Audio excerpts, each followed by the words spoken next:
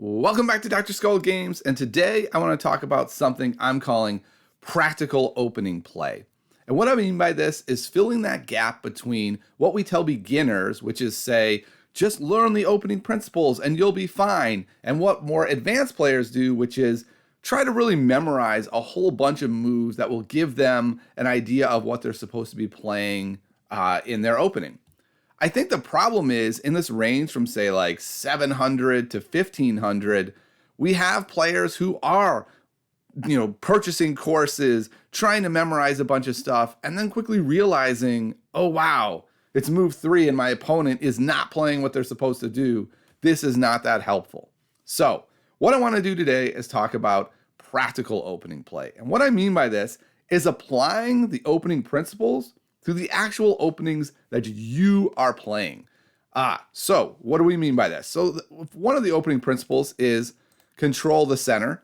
A really simple thing that we tell new players is control the center. Play e4, boom, you're controlling the center. And that's a great move.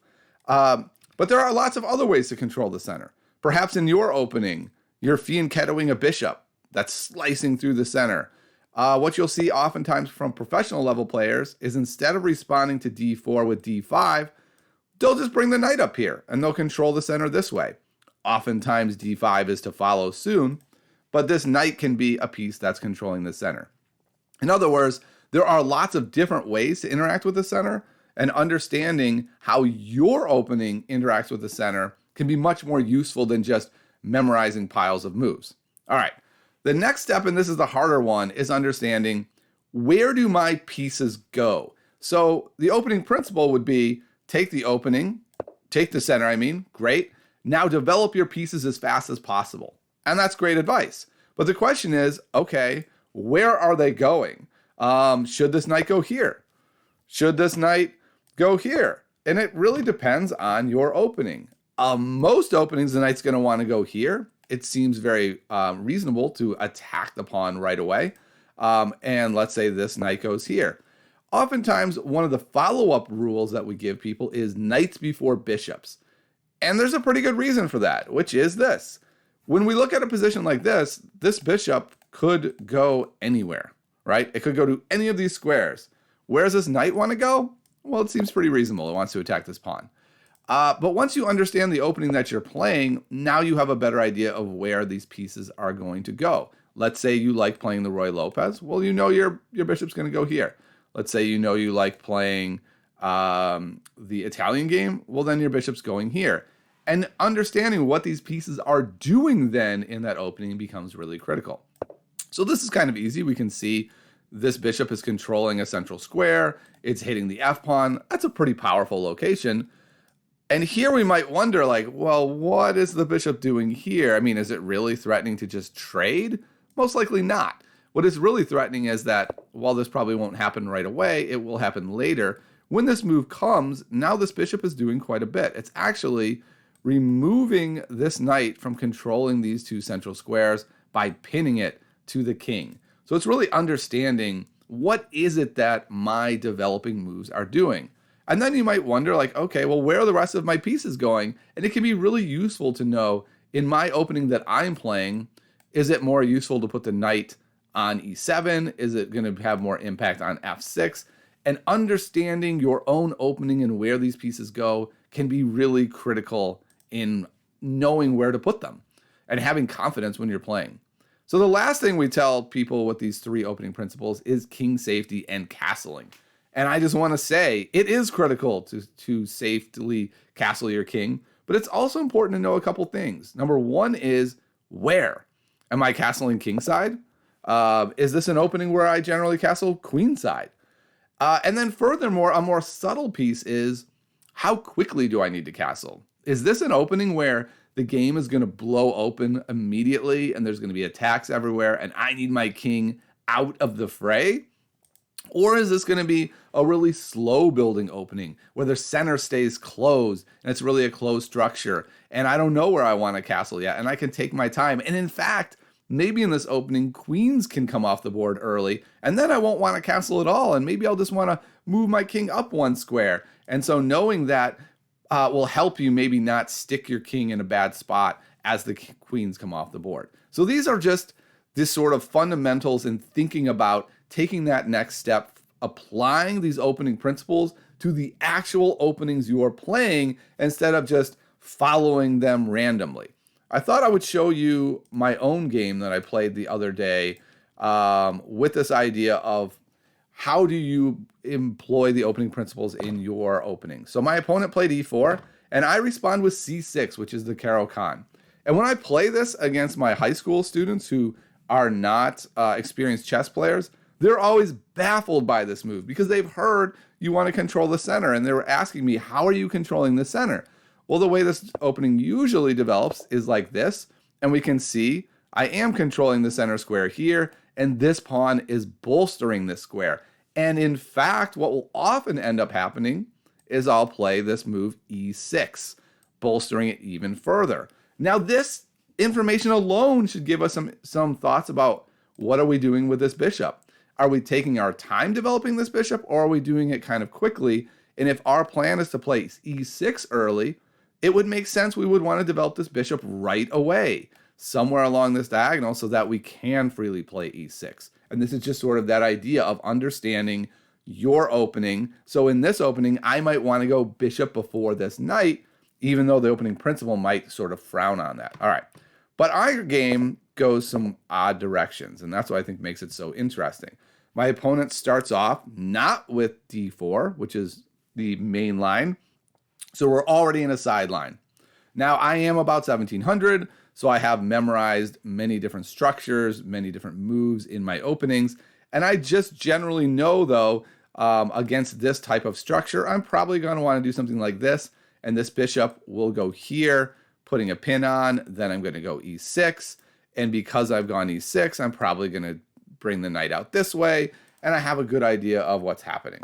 Okay, actually, that might not be correct. I might not want to bring my knight here. We'll have to see. So I play e5, thinking he's going to go either here. Actually, usually they go here in the system. But he goes here. He plays e5, and now he's combining systems. This is actually, if followed up by d4, is kind of the advanced Caro-Kann, which means advancing this pawn, not trading the pawn, not bolstering the pawn, but advancing it. And in that particular setup, I usually want to stick my bishop here.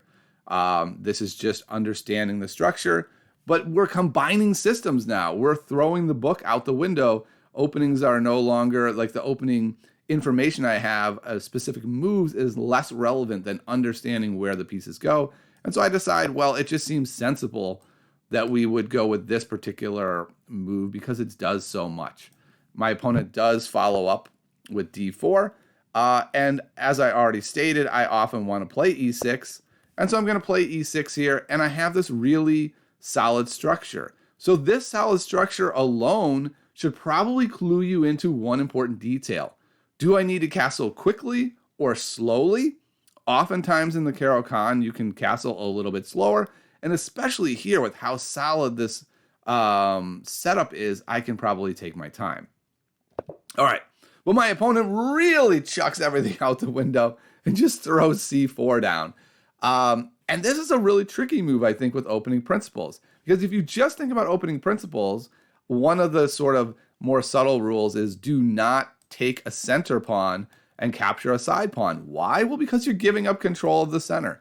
But in this particular situation, and oftentimes with the Caro-Kann, making these types of exchanges can be fine. I was assuming he would retake with the bishop. And now I have this hammerlock hold on d5. I'm really controlling that central square. I'm going to be able to take my time. My knight's going to be able to come out. This knight's going to come around to here. I'll put my bishop here. I'll castle short, but I can take my time. And eventually, once I'm all set up, I will be able to play c5 on my terms and start opening up the game. But it's going to be closed until I want to open it. Because if my opponent just tries to jam the game open by pushing their pawn, they just lose a pawn. So they're not going to do that. But what's interesting is my opponent didn't even do that. They put their bishop here, not reclaiming their lost pawn. And I think the engine here wants me to just continuing developing. But I decided, I think I can hold this pawn. If nothing else, it's going to give my opponent a really hard time And I sort of justified this by how many pawn moves my opponent has already made. Okay, so then my opponent castles, and now we're at some decision time. It's opening principles. We need to develop our pieces. What are we going to develop? I know that I want my knights like here, here, and here.